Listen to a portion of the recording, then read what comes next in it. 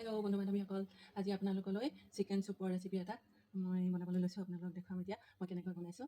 এয়া চাওক, পানী উতলি আছে, ইয়াতে পানী দিছোঁ আৰু এয়া গাজৰ সৰু সৰুকৈ কাটি লৈছোঁ। এয়া চিকেন আৰু এইখিনি পিঁয়াজ সৰু সৰুকৈ কাটি লৈছোঁ, এইখিনি এতিয়া ইয়াত ঢালি দিম।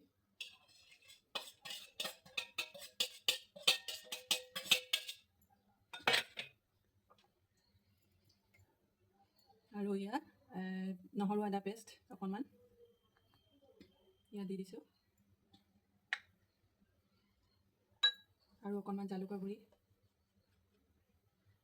এয়া জালুকৰ গুড়ি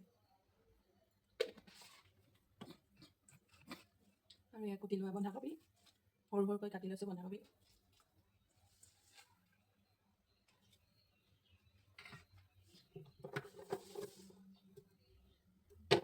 আৰু এয়া নিমখ দিছোঁ।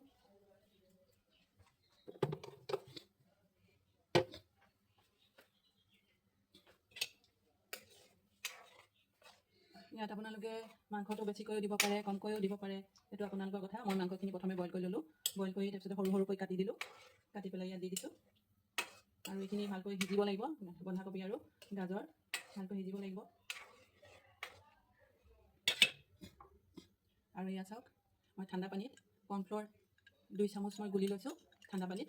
এয়া তাৰপিছতে এইখিনি ইয়াতে ঢালি দিম আৰু এনেই কেঁচা জলকীয়া ফ্লেভাৰটো আহিবৰ কাৰণে গোটাকৈ দি দিছোঁ।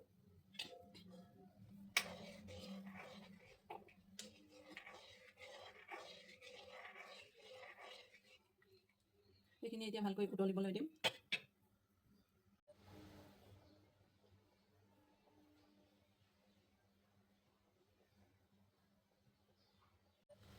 এয়া চাওক, এতিয়া উতলি আছে, ভালকৈ উতলিছে। এয়া এতিয়া মই ঘৰৰে মান ধনিয়া পাত আছিলে, আনি পেলাই ইয়াত কাটি দিছোঁ। মান ধনিয়া দিলে বেছি ভাল হয় খাবলৈ।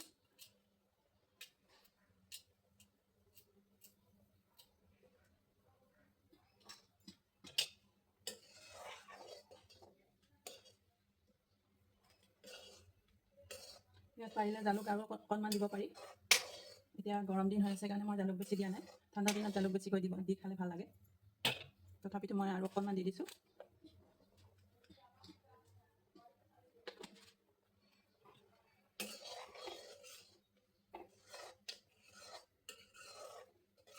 এনেকুৱা চুপ ম'মৰ লগত দিয়ে, চিকেন ম'মৰ লগত। মই এনেই খাম বুলি বনাইছোঁ।